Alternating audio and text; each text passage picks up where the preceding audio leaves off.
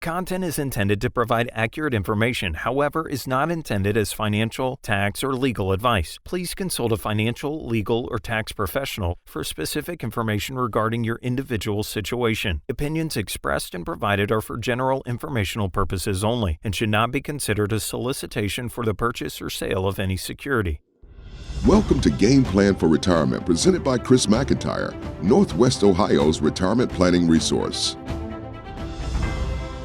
We are here once again with Chris McIntire, your resource for a common sense approach to planning with your money, for your financial and retirement future. He is president and founder of McIntire Retirement Services, helping you put together your game plan for retirement. Chris, today going over one of the most important elements of retirement success and confidence, and that is having a specific plan to cover your expenses and address them and make sure that you've got the income to last throughout retirement. Now, you've got this great report, the 3 largest expenses in retirement and how to plan to control them. If we are going to talk expenses, let's talk the big ones, Chris.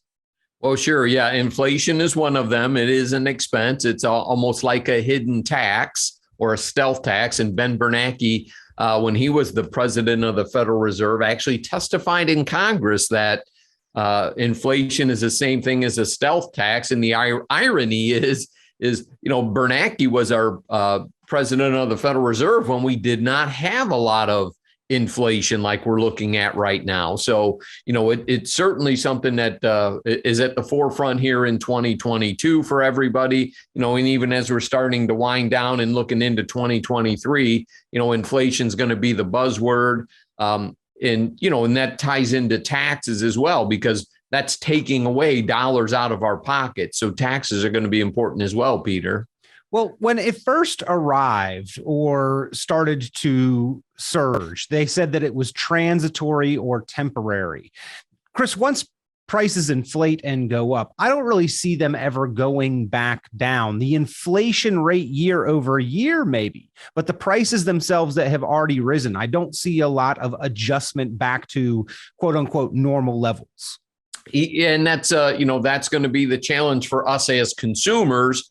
To put enough, it all is depending on the supply and demand. I read an article here just recently that talked about lumber prices have come back to kind of that pre-COVID level anyway, as supply chains start to normalize. But, as inflation runs up, those prices are not going to probably go back down below where they had previously been. That would be deflation. And, we're probably going to be looking at inflation at an accelerated rate for, at least the next 12 to 24 months to, try not to pin me down to an exact prediction here, but, it got to, let's call it 8 to 10%. It's not going to go back to 2 overnight. However, history does tell us that the inflation environment is like an inverted V. So it can come down as fast as it went up. And I think our Federal Reserve is trying to stick to that pattern by raising rates so rapidly. And, we've got a global situation going on. This is not the oil embargo of the 1970s when the Arab nations were punishing the U.S. for arming Israel. That's what started the oil embargo. This is a supply chain issue, a global pandemic hit. We got massive amounts of stimulus that came in, which is just simply cash. And the government made a mistake on one side. They put too much cash in the system. But, if you're a politician and you want to get elected, you're going to do things that are favorable to get you elected. We're not pointing fingers at anybody. That's the reality, right?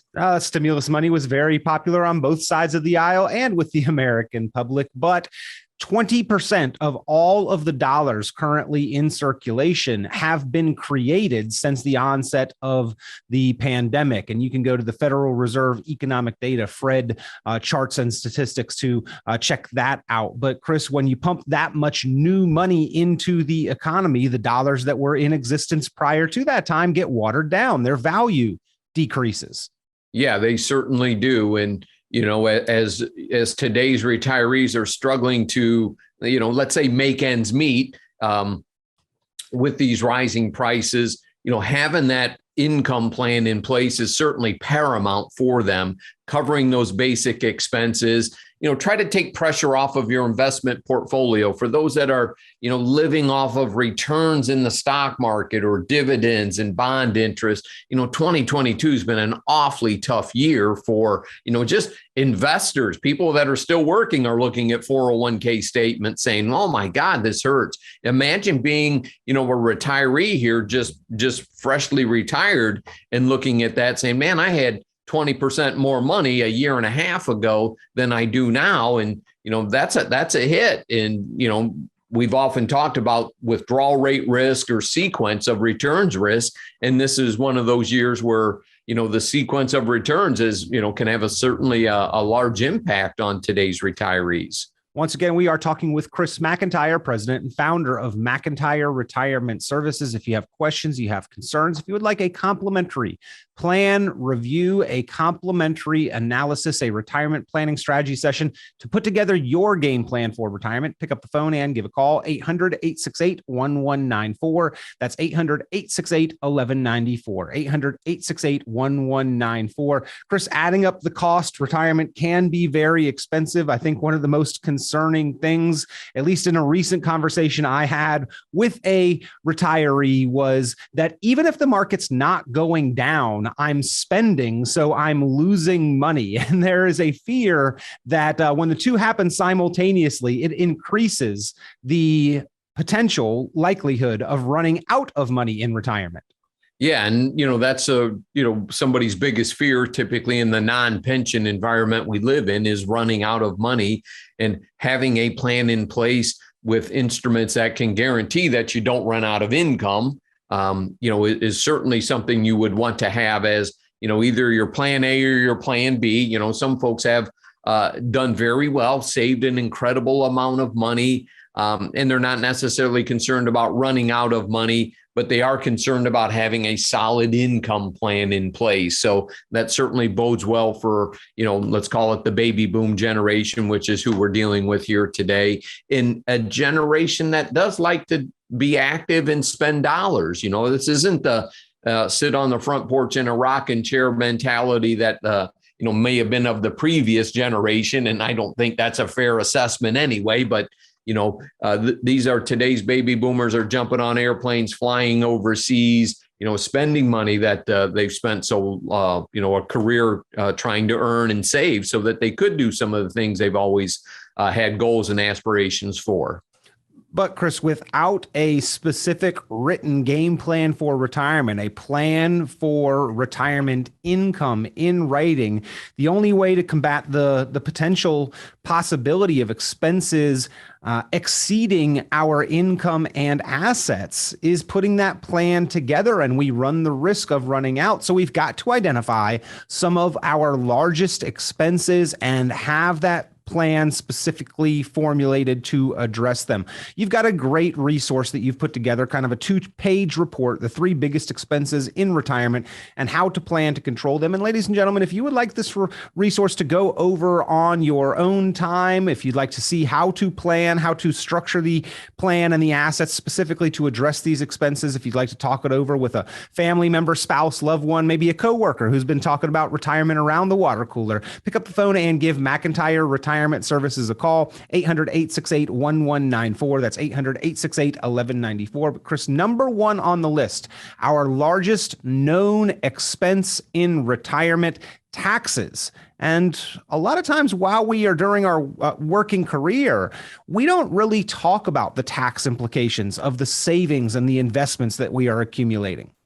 Yeah, you're exactly right. People have been trying to defer those taxes and putting money into IRAs and 401ks. And the people that are listening to the show today, their largest asset from an investment standpoint is most likely a tax deferred retirement account, traditional IRA, 401k, 403b, 457 plan.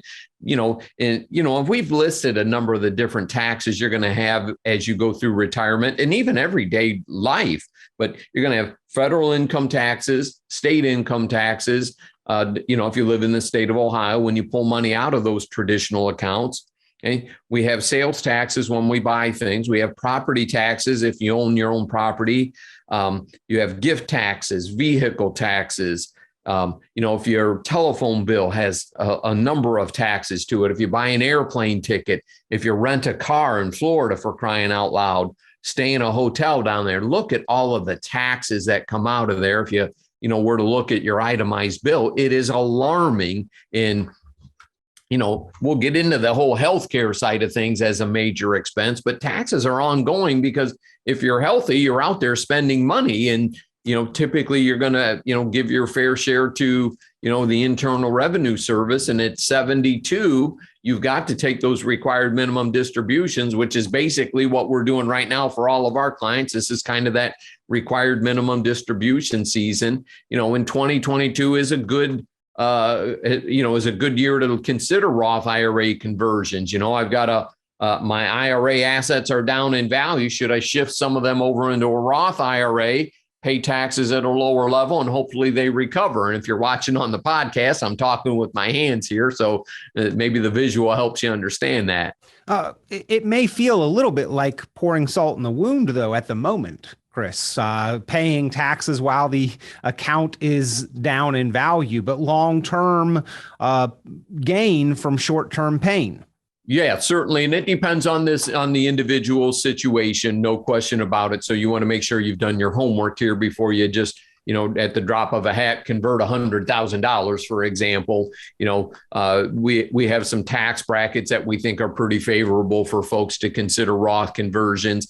And a lot of times a Roth conversion is done for folks who want to pass money on to, kids or grandkids, and maybe, the children are very high income earners. For example, your daughter is a doctor, she married a doctor. You probably wouldn't want to pass them on IRA type assets where they'd have to pay income tax when they make withdrawals, and they might be in the 37% income tax bracket.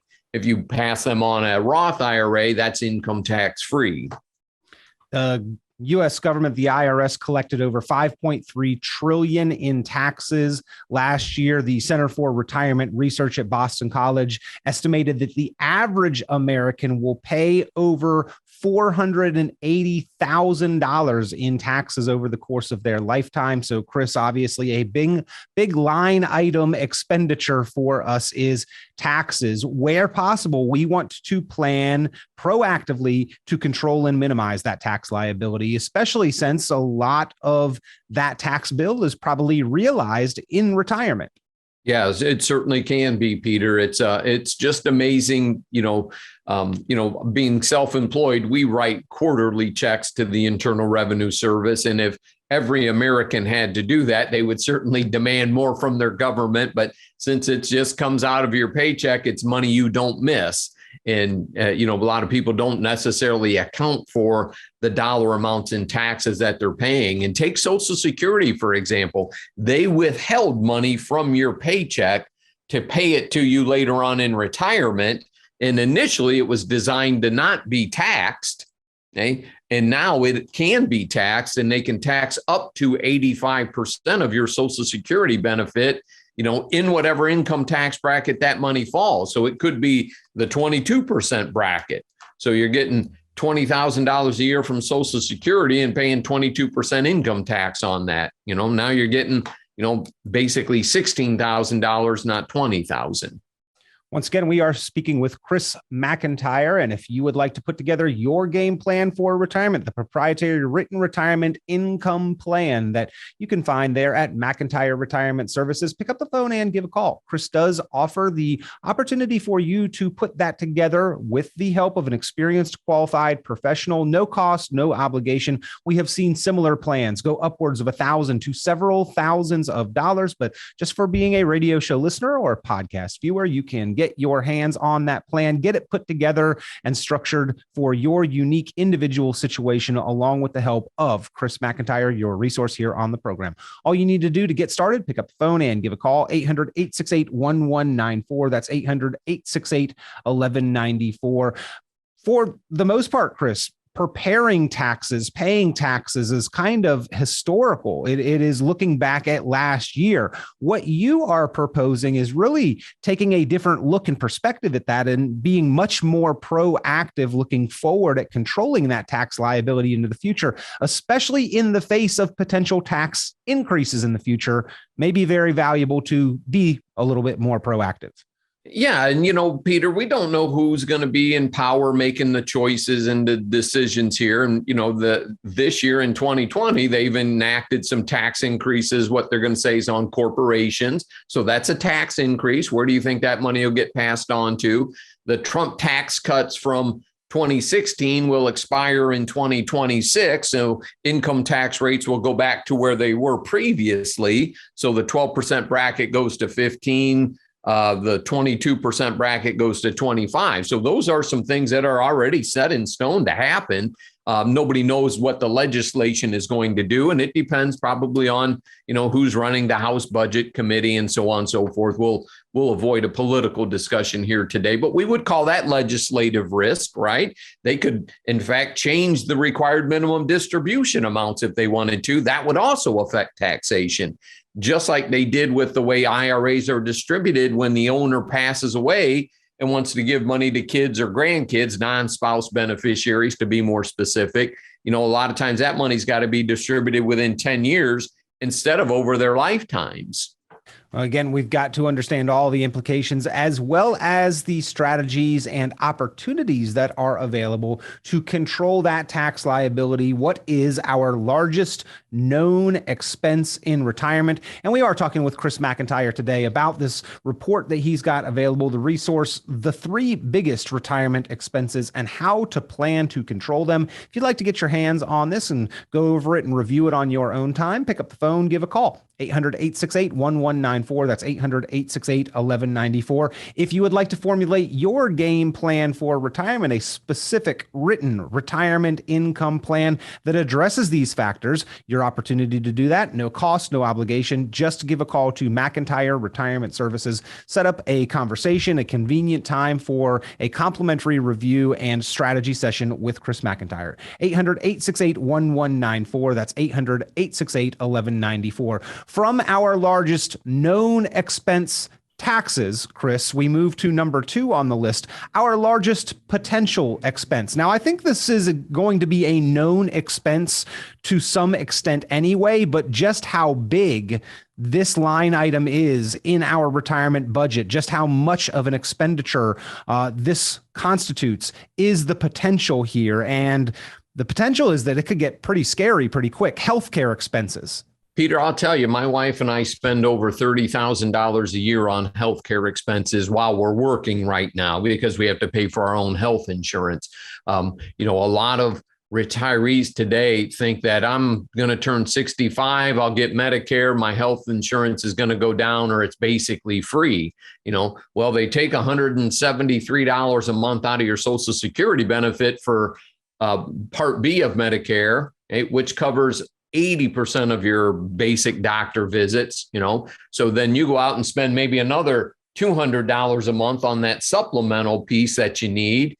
Then you need a prescription drug piece and you've got some copays that go in there as well. So your health insurance in retirement might cost you $600 a month. And if you're a married couple, it could be $1,200 a month, which is $14,400 a year. So, a lot of people don't necessarily extrapolate it out to that degree, and we're not even talking about some time spent in a nursing home, Peter, which could be, $8,000 to $10,000 a month, so $100,000 a year, even in home care. If you want somebody to come in and help you, cook meals and whatnot, we have somebody who helps my father-in-law out. We have a dear friend in a nursing home. I've got 2 parents that's, so far so good with them, but eventually they may need some help on a daily basis or, several times a week. And, that's out of pocket expenses if you don't have some insurance to cover some of those expenses. Medicare does not cover everything, folks.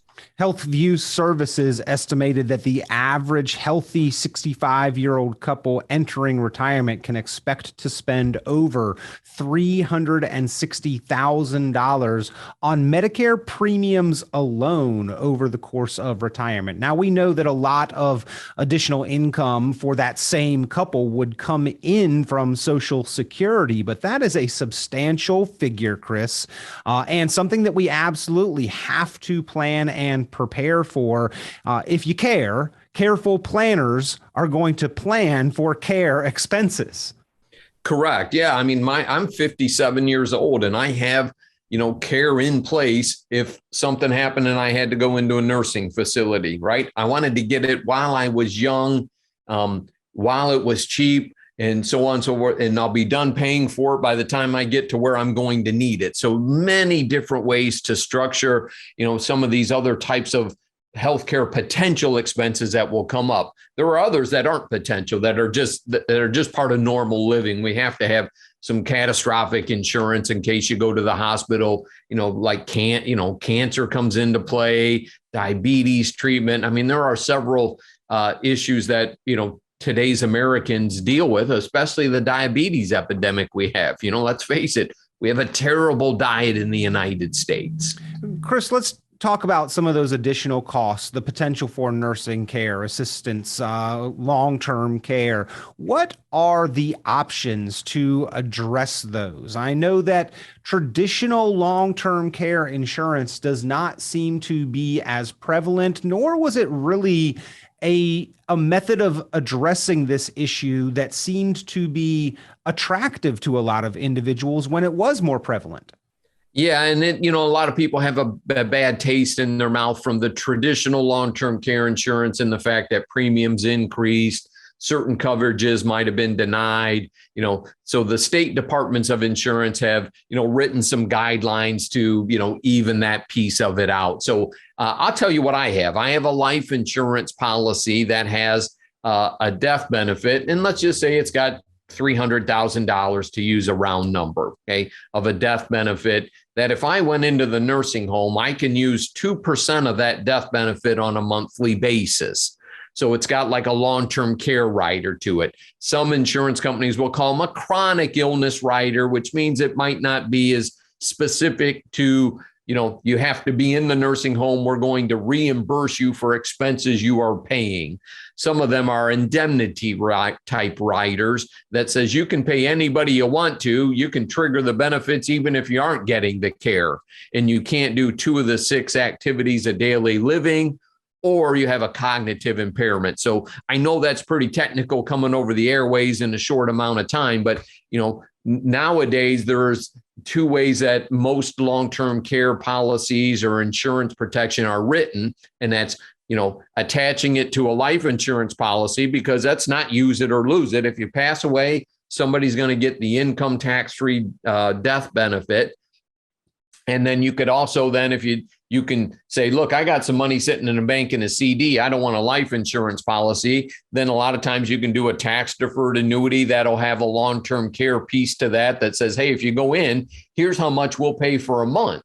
And, for how long we'll pay that for you, right? A number of things you could select, how much is it going to pay a month and how long will it pay? And then that way, if, at some point in time, you say, you know what, everything's going well here, I'm going to go do something different with my money. And some of these give you a little more freedom to do with that. So they're not the use it or lose it type policies that the traditional long-term care insurance was kind of known for, and the way it was built, to be honest, back in the day. Well, there are ways to approach this. Bottom line, ladies and gentlemen, one of your largest potential expenses in retirement, and in order to make retirement as comfortable, stable, and confident as possible, you've got to have a carefully executed plan, a game plan for retirement in writing that addresses these expenses. If you would like to put that game plan for retirement together, the proprietary written retirement income plan that Chris McIntire and McIntire Retirement Services put together for their clients, pick up the phone and give a call, 800-868-1194. That's 800-868-1194, 800-868-1194. A little bit of full circle and a little bit of a spoiler alert, Chris, talking about our next silent thief, which is the third on your list of these three biggest expenses in retirement. Healthcare expenses are one of those things that are inflating in price quicker than almost anything else, although everything else is seeming to catch up with that rate of inflation this year. Yeah, certainly appears to be that, Peter, after a very long period of time where, the traditional inflation, the way the government measures it, had been very low. In the United States, for whatever reason, they don't use food or fuel, in the cost of inflation. And I think all of us would realize that, that's where a lot of us realize a lot of inflation. Indeed. Because we're traveling, we're eating and whatnot. We've had a major cost of living increase here again for, going into 2023. There's a couple pretty good sized ones back to back here between 2022, what you got and what you're going to get in 2023 to help people in retirement, deal with the rising costs. And if you think of it this way, if inflation stays at 6%, okay, if you take the number of 72, divide that by 6, in 12 years, you'll need twice as much money to buy the same goods and services you're buying today. So, those cost of living adjustments, you're certainly going to need. I just had a meeting with a client who retired from the Whirlpool Corporation here not too long ago, and they had a traditional pension plan years ago. I believe it was 1999 when they froze that pension. Okay. And so, he's been retired for, probably 10 years now, and he still gets that same dollar amount.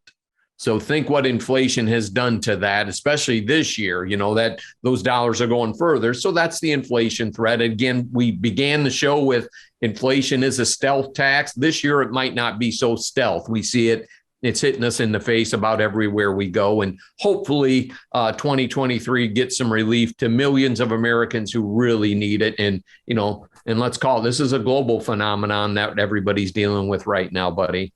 Yeah. And I've had that question, Chris. How is it that the dollar is strengthening when we've seen inflation? Well, in the context of what we purchase with our dollars, yes, each dollar purchases less, but it's not just the dollar and the US that's experiencing this inflation.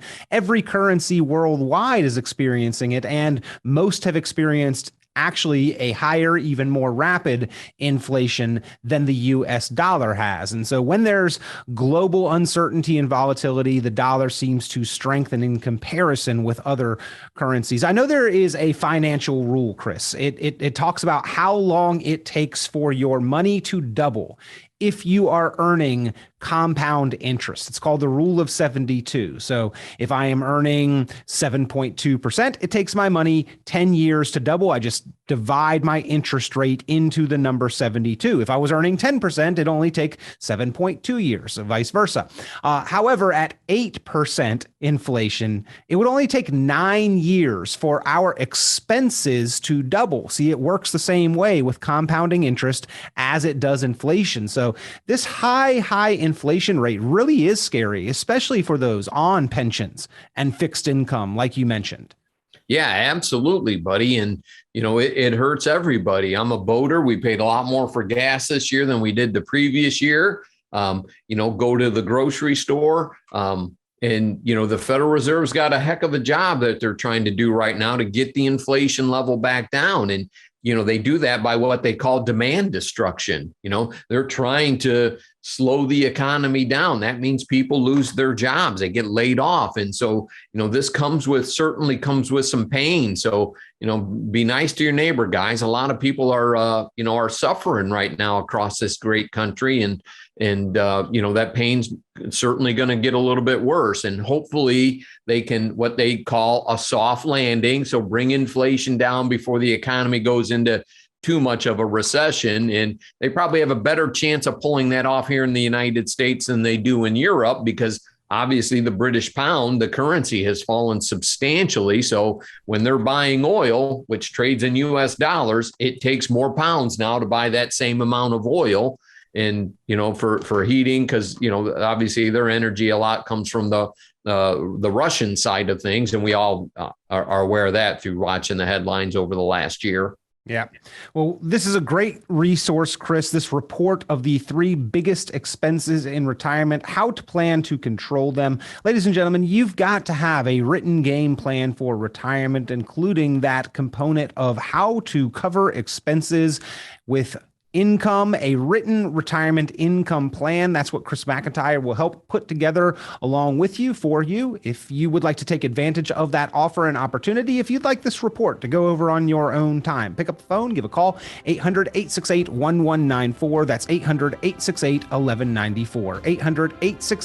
800-868-1194. As always, a pleasure joining with Chris McIntire, providing these resources on the program. Chris, thanks for being here and providing the perspective and guidance that you do. Hey, my pleasure, everybody. Have a nice weekend out there. We appreciate you listening today. Take care and stay safe. Tune into Chris McIntire's full radio program and visit McIntireRetirementServices.com for many additional valuable resources, including other great episodes of Game Plan for Retirement with Chris McIntire. Be sure to subscribe. The content of this radio show is provided for informational purposes only and is not a solicitation or recommendation of any investment strategy. You are encouraged to seek investment, tax, or legal advice from an independent professional advisor. Any investments and/or investment strategies mentioned involve risk, including the possible loss of principal. Advisory services offered through Brookstone Capital Management, a registered investment advisor. Fiduciary duty extends solely to investment advisory advice and does not extend to other activities such as insurance or broker-dealer services. Advisory clients are charged a quarterly fee for assets under management, while insurance products pay a commission, which may result in a conflict of interest regarding compensation.